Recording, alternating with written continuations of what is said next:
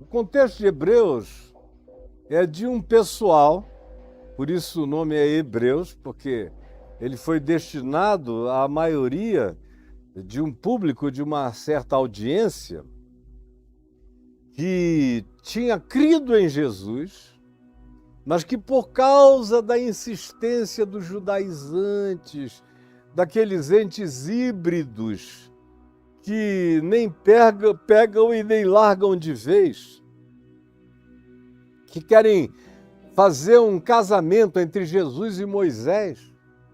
Como ontem eu expliquei, ninguém foi salvo sem Jesus. Moisés sabia disso, Elias sabia disso, e a conversa de Moisés e de Elias com Jesus no Monte da Transfiguração, lá no sopé, na montanha acima da Cesareia de Filipe, era sobre a cruz, sobre a partida que Jesus estava para cumprir em Jerusalém.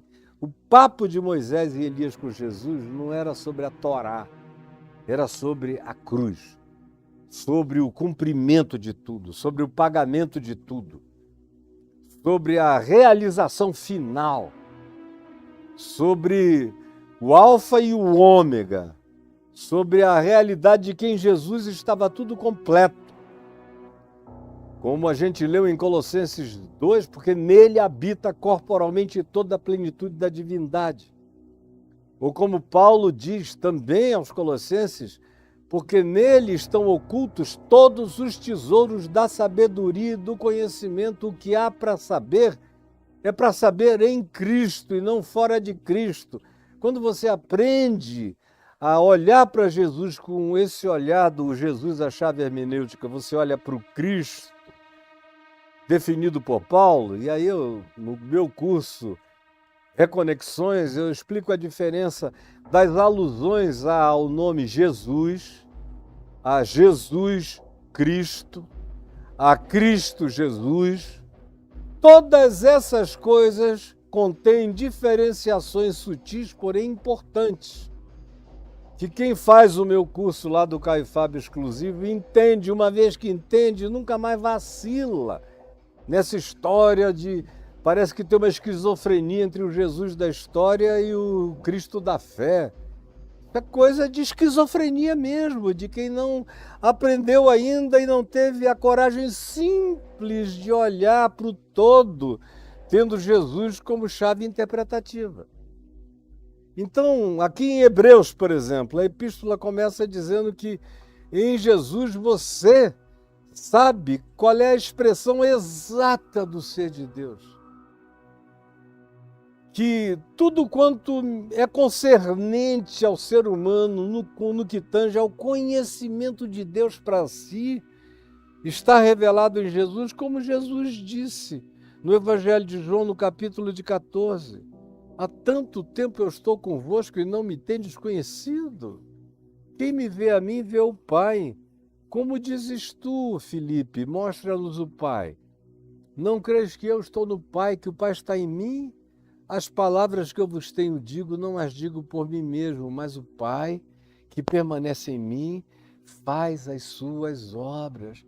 Só isso deveria ser o suficiente para acabar com a idiotice, com a bobajada, com a perda de tempo, com a esquizofrenia. Porque não há espaço de concessão para tal esquizofrenia. Mas falava eu aqui de quem eram esses aos quais a Epístola aos Hebreus foi destinada. Era gente que começou bem, como diz Hebreus no capítulo 6, e que estava voltando atrás. Hebreus o tempo todo diz, vocês estão retrocedendo.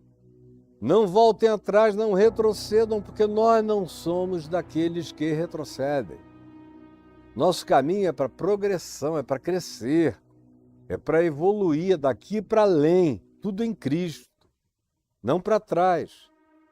O próprio nome da Epístola aos Hebreus designava aqueles que estavam e deveriam estar sempre em processo de caminhada, de continuidade, porque a palavra, a expressão hebreu vem da raiz de uma palavra semítica, apuru, que significa aquele que vai adiante, cruzando fronteiras, atravessando limites.